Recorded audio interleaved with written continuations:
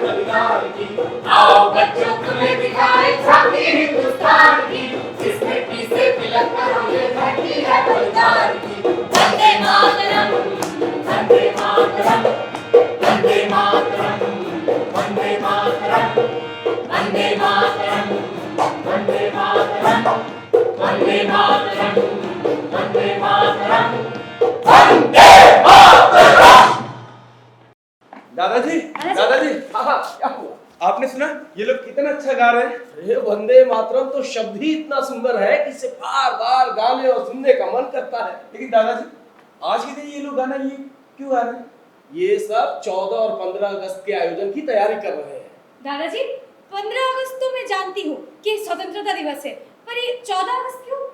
14 अगस्त को हमारे देश का विभाजन हुआ था। उस दिन को विभाजन विभीषिका स्मृति दिवस के रूप में हम सब मनाते हैं। दादाजी ये विभाजन विभीषिका क्या है? विभाजन का मतलब नहीं समझते? जब विभाजन का मतलब नहीं समझते तो विभीषिका का मतलब क्या समझोगे? अरे बच्चों, ये देश हमारा पहले बहुत बड़ा था, पर बाद में इसका विभाजन हो गया। मतलब बांट दिया गया? हाँ बांट दिया गया, लेकिन बांटना और विभाजन अलग अलग होता है। अब मान लो जैसे तुम्हारे पास 10 टॉफी है, तुम दोनों को आपस में बांटना है, तो कैसे बांटोगे? 5-5 बांट लोगे। अब सोचो कि तुम्हारे पास एक ही टॉफी है, तो क्या करोगी? मैं उसे तोड़कर 2 हिस्सों में बांट दूंगी। अरे बच्चे, ये तोड़ना, उसे खंडित खंडित कर देना, यही विभाजन होता है। और इससे जो पीड़ा उपजती है, जो तकलीफ होती है, वही विभीषिका है। तो दादाजी ये विभाजन तो समझ में आ गया, लेकिन ये विभीषिका, विभाजन विभीषिका, चलो बताता हूँ। आओ बच्चों तुम्हें दिखाएं झांकी हिंदुस्तान की, इस मिट्टी से तिलक करो ये धरती है बलिदान की। आओ बच्चों तुम्हें दिखाए झांकी हिंदुस्तान की, इस मिट्टी से तिलक करो ये धरती है बलिदान की। वंदे मातरम, वंदे मातरम, वंदे मातरम, वंदे मातरम, वंदे मातरम, वंदे मातरम, वंदे मातरम। दादाजी ये विभाजन कैसे हुआ था, हमें अच्छी तरह से बताइए ना। बच्चों बताता हूँ, ध्यान देकर सुनो। विभाजन के बारे में बताता हूँ। विभाजन पर इतिहासकारों का जो दृष्टिकोण है उसे गौर से सुनो, ध्यान देकर सुनो। धर्म के नाम पर हमारे देश को 2 हिस्सों में बांट दिया गया। लाखों लोग इस पार से उस पार भागने लगे, चारों तरफ भगदड़ मच गई, लाखों लोग बेघर हो गए। है प्रीत जहां की रीत सदा, है प्रीत जहां की रीत सदा, मैं गीत वहां के गाता हूँ। भारत का रहने वाला हूँ, भारत की बात सुनाता हूँ। है प्रीत जहां की रीत सदा। अखंड भारत का विभाजन अभूतपूर्व मानव विस्थापन और मजबूरी में पलायन का एक दर्दनाक काला इतिहास है। ये एक ऐसी घटना है जिसमें लाखों लोग अजनबियों के बीच एकदम विपरीत वातावरण में नया आशियाना तलाश कर रहे थे। विश्वास और धर्म के आधार पर एक हिंसक विभाजन की कहानी के अतिरिक्त ये इस बात की भी कहानी है कि कैसे एक जीवन शैली तथा सह अस्तित्व का युग एकदम नाटकीय रूप से समाप्त हो गया। लगभग 60 लाख हिंदू, सिख और अन्य संप्रदाय के लोग जिन क्षेत्रों को छोड़कर आए वो बाद में पश्चिमी पाकिस्तान बने। 65 लाख मुसलमान पंजाब, दिल्ली और भारत के अनेक हिस्सों से पश्चिमी पाकिस्तान चले गए थे। 20 लाख हिंदू और अन्य संप्रदाय के लोग पूर्वी बंगाल, जो कि बाद में पूर्वी पाकिस्तान बना, उसको छोड़कर पश्चिम बंगाल आए।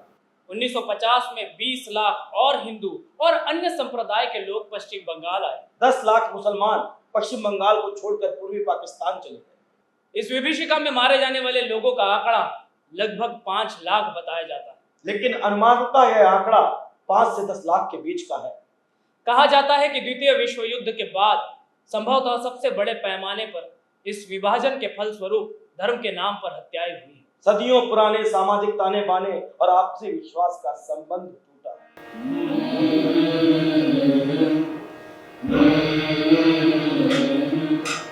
आँखों से बहते ये दर्द की धारे, आँखों से बहते ये दर्द की धारे। छूटी हुई जिंदगी, खोई हुई यादें, छूटी हुई जिंदगी,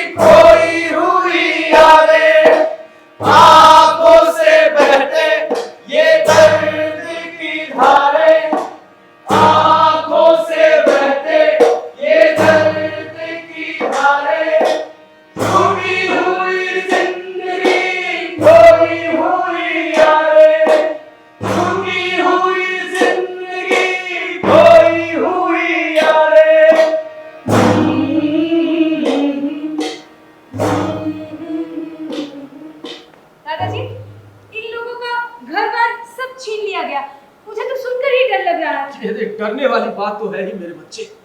सोचो, जो लोग उस वक्त रहे होंगे उन पर क्या गुजरी होगी। दादाजी, वहां तो मेरे जैसे बच्चे भी होंगे, उनका क्या हाल हुआ होगा? तुम्हारे जैसे लाखों बच्चे थे जिन्होंने उस दृश्य को अपनी आंखों से देखा था, और आज भी उस दृश्य को याद कर उनके सिहर उठते हैं। हमें और बताइए ना दादाजी। बताता हूं, सुनो।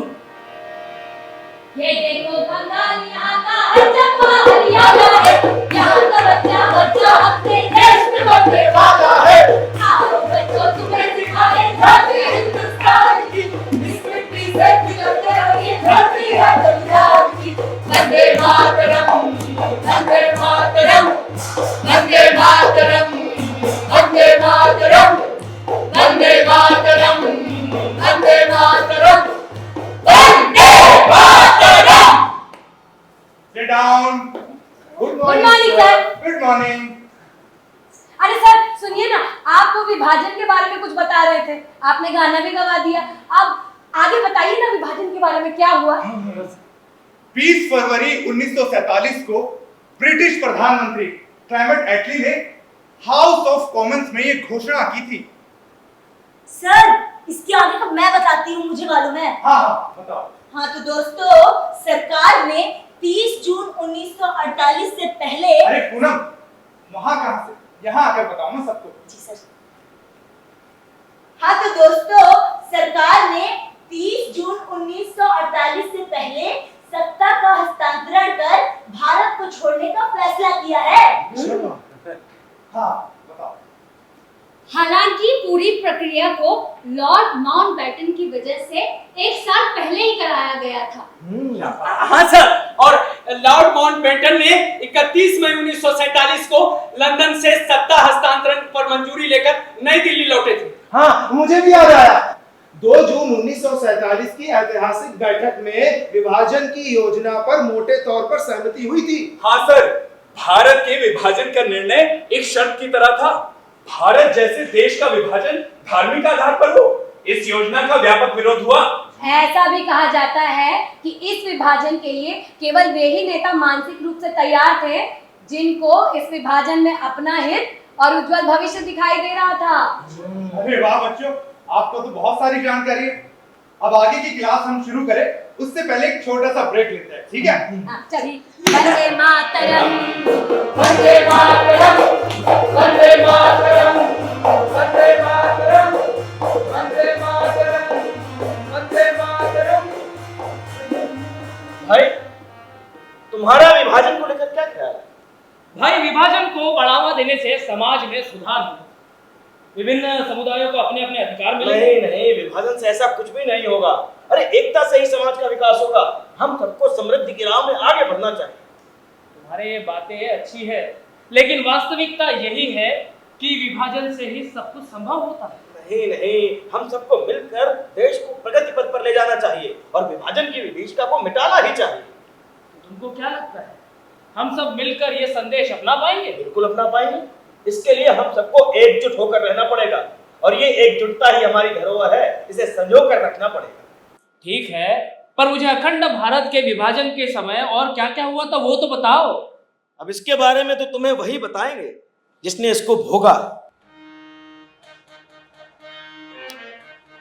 वंदे मातरम, वंदे मातरम, वंदे मातरम, वंदे मातरम, वंदे मातरम, वंदे मातरम, वंदे मातरम। Good afternoon sir. Good afternoon, sit down. हाँ तो बच्चों आगे चले। Yes sir. तो आगे सुनो।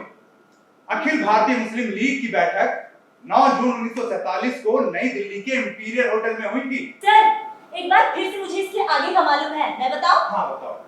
तो दोस्तों, वहां पर विभाजन की मांग वाला प्रस्ताव लगभग सर्वसम्मति से पारित हुआ। इसके आगे का भी बताओ। अरे वाह पूनम, तुम्हें तो सब कुछ मालूम है। और वैसे भी बच्चों, ज्ञान बांटने से बढ़ता है। तो बांटो ज्ञान। तो दोस्तों, भारतीय मुस्लिम लीग के साथ साथ वहां पर कांग्रेस और अनेक नेताओं की अक्षमता या अनुचित महत्वाकांक्षाओं के कारण उस कदम का पुरजोर विरोध नहीं हो सका। कांग्रेस के नेता पंडित जवाहरलाल नेहरू और मुस्लिम लीग के जिन्ना के आपसी द्वंद्व का नतीजा देश को विभाजन के रूप में झेलना पड़ा। शाबाश। बैठ जाओ। जिसके पक्ष में 300 और विरोध में 10 मत पड़े थे। हाँ सर, और देखते देखते भारत और पाकिस्तान 2 हिस्सों में बंट गया। धर्म के आधार पर बंगाल का पूर्वी हिस्सा भी विभाजित होकर पाकिस्तान में शामिल हो गया था। बच्चों, भारत के विभिन्न हिस्सों में 1946-47 में हुई सांप्रदायिक हिंसा और क्रूरता के बारे में विस्तार से कई जगह पर किताबों में लिखा गया है। अच्छा, हाँ, उन्हीं हिस्सों में से एक था बंगाल, जिसकी कहानी अभी तक मैंने तुमको बताई नहीं है। वहाँ पर क्या हुआ था दादाजी, बताइए ना। सुनो, बताता हूँ। वो 4 मार्च 1947 का दिन था। पुलिस ने हिंदुओं और सिखों के जुलूस पर गोली चला दी।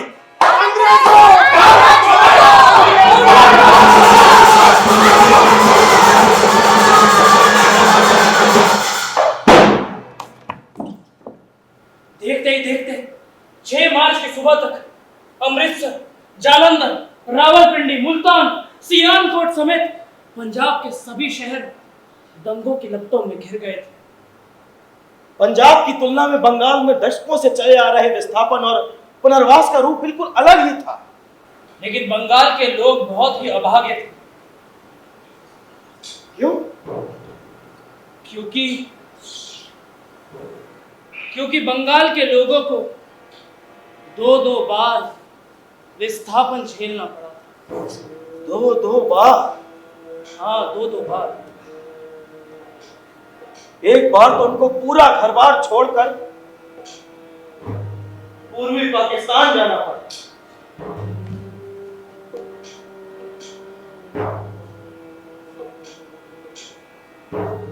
फिर यहां से भागकर उन्हें पश्चिम बंगाल आना पड़ा। वहां के अधिकारियों ने विभाजन से उत्पन्न पीड़ा को बड़ा ही कमतर आंका था। हजारों हजार हिंदू लोग ढाका और आसपास के क्षेत्रों को छोड़कर सियालदा पहुंचे। इतनी आसानी से नहीं पहुंचे। एक एक महिलाओं से उनके जेवर छीन लिए गए, उन्हें तरह तरह से प्रताड़ित किया गया। बूढ़े, बच्चे, महिलाओं सबके साथ अमानवीय व्यवहार किया गया। क्या महिला, क्या बूढ़े, क्या बच्चे, सभी के साथ दुर्व्यवहार हुआ। ये सच है, विभाजन में सबसे अधिक पीड़ा महिलाओं को झेलनी पड़ी। सभी परिवार अपने परिजनों से बिछड़।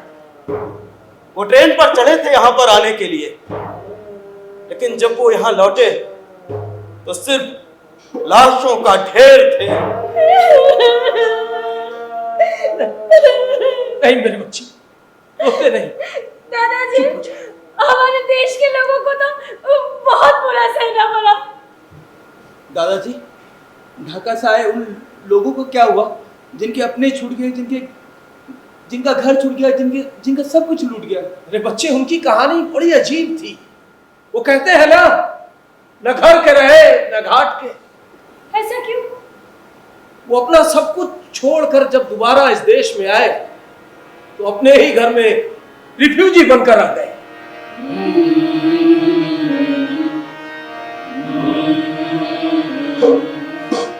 आंखों से बहती ये दर्द की धारें, आंखों से बहती ये दर्द की धारें, छूटी हुई जिंदगी खोई हुई यारें, छूटी हुई जिंदगी खोई हुई यारें।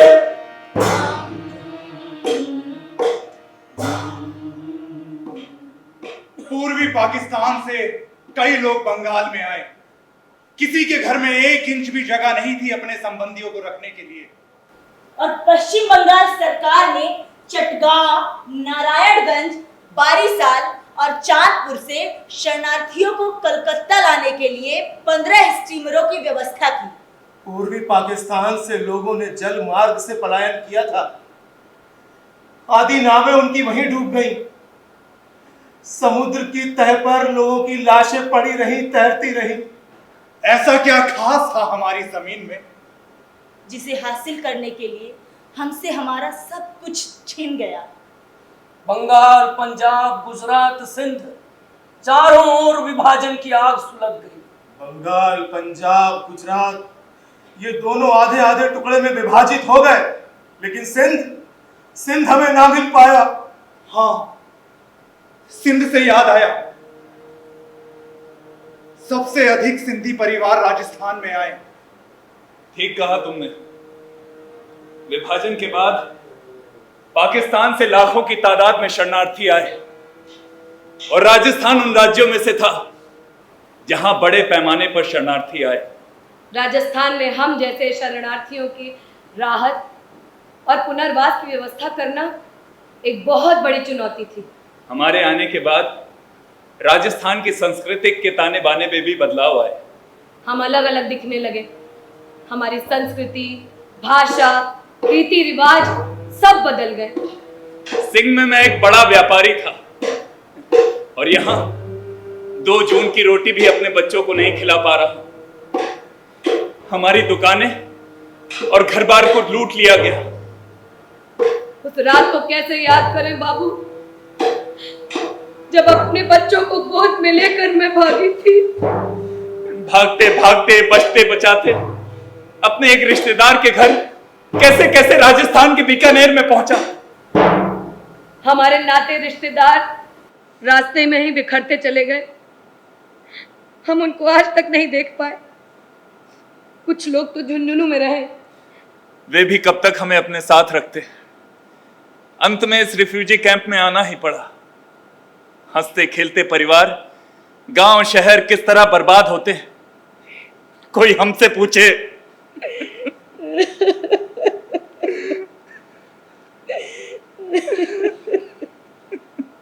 पाकिस्तान से लोग जम्मू कश्मीर की ओर भागे, पंजाब की ओर आए, गुजरात, बंगाल, राजस्थान की ओर लाखों की संख्या में आए।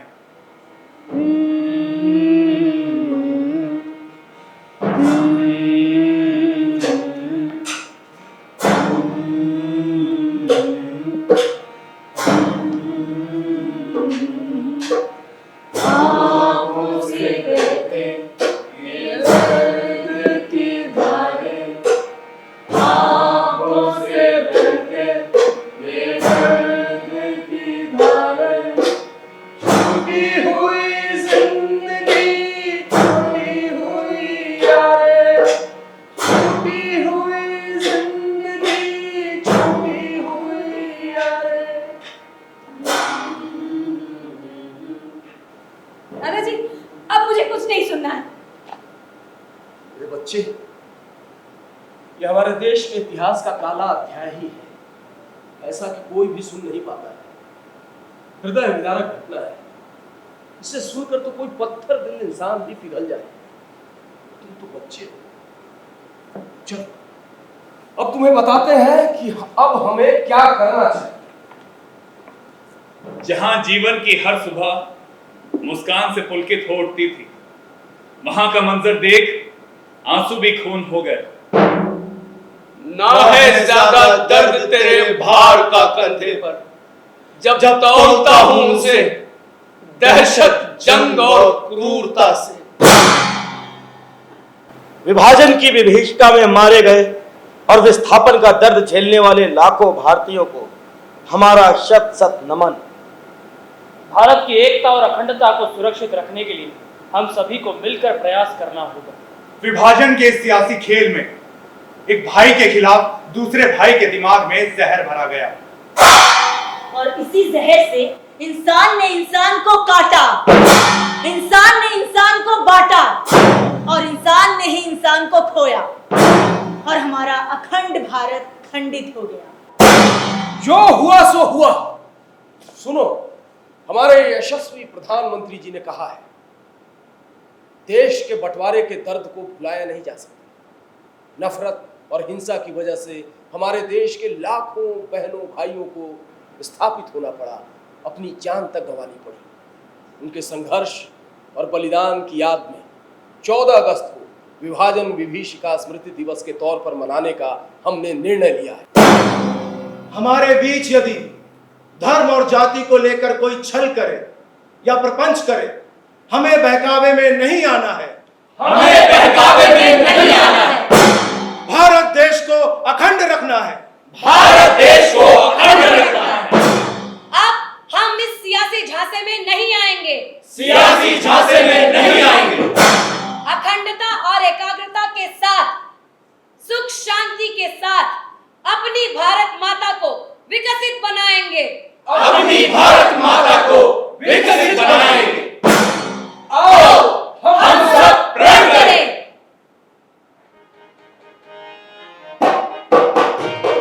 वंदे मातरम, वंदे मातरम, वंदे मातरम, वंदे मातरम। अखंडता का प्रण हम सभी को करना है, अखंडता का प्रण हम सभी को करना है। वंदे मातरम, वंदे मातरम, वंदे मातरम, वंदे मातरम। देश के लिए सदा जीवन ये अर्पण करना है, देश के लिए सदा जीवन ये अर्पण करना है। वंदे मातरम, वंदे मातरम, वंदे मातरम, वंदे मातरम। हम एक थे, हम एक हैं और एक ही रहेंगे। हम एक थे, हम एक हैं और एक ही रहेंगे। वंदे मातरम, वंदे मातरम, वंदे मातरम, वंदे मातरम। अखंडता का प्रण हम सभी को करना है, अखंडता का प्रण हम सभी को करना है। वंदे मातरम, वंदे मातरम,